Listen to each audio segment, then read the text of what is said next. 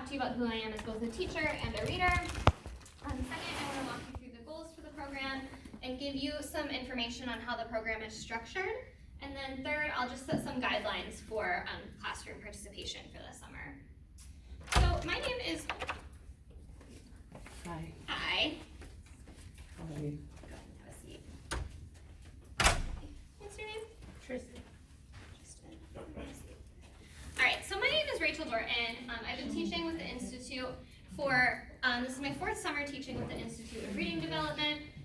I have been a lifelong reader. I started reading at a really young age. I would steal my big sister's books and get in trouble for reading under the covers with a flashlight.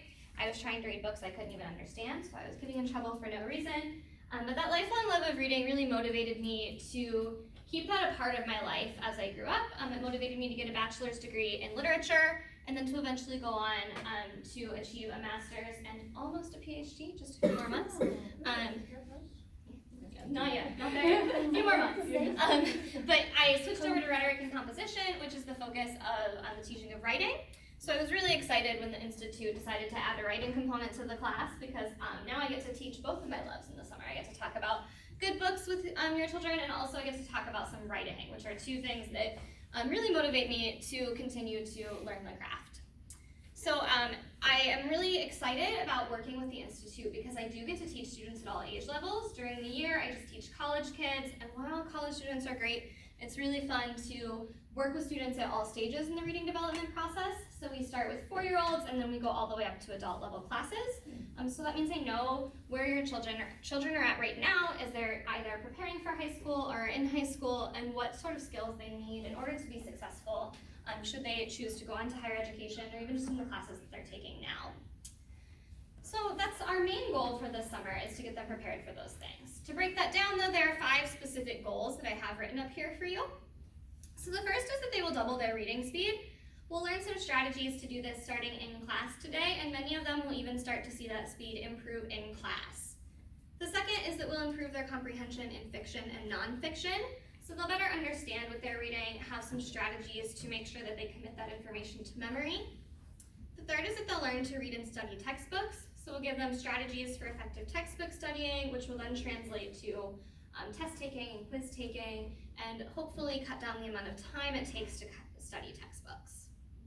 Fourth is that you'll become a stronger, more confident writer, so we'll give you some strategies so that when you leave this class, you have the tools to help you craft effective sentences, paragraphs, and even essays.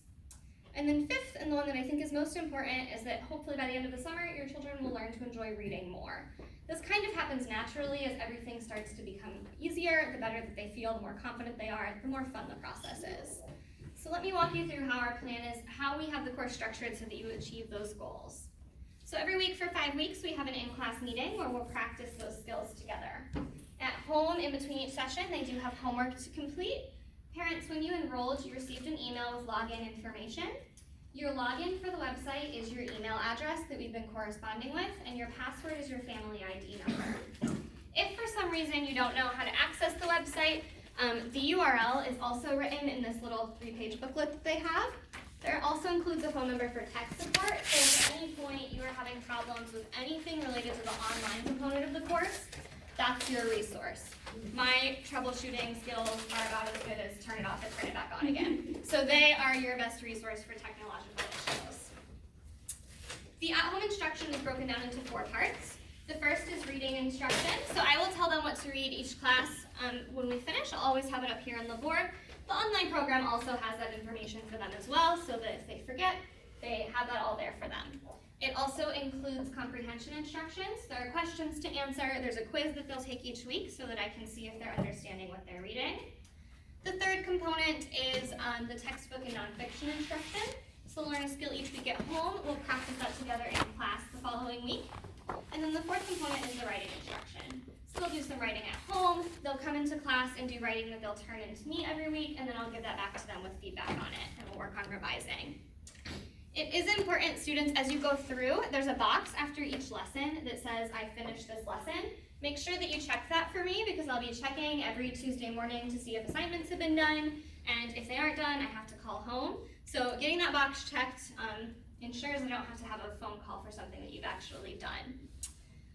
So make sure that you're getting the online homework done each week. They're split into 4 sessions for each week. They don't take too long, about 20 to 40 minutes per session per student. It'll vary based on your reading speed. So that's the online instruction portion of this. And then parents, I just want to give you some information about resources that you have this summer.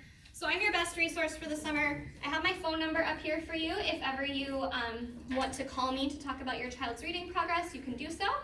I ask that you leave me a detailed voicemail, including their name, your name, and what the concern is, so that I can be prepared to call you back. I do teach until 9 o'clock at night, so I typically will call you back on the next business day so that I'm not calling you late at night.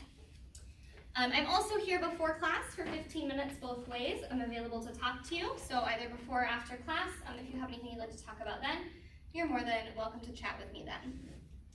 The second resource that we have for you is a program video.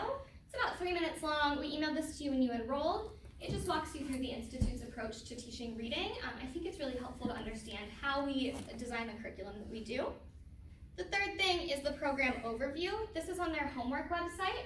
So the link where they log in to do their homework, there's a tab in the corner that says Program Overview. It's about 3 pages long, and it walks you through what we do in class and at home each week.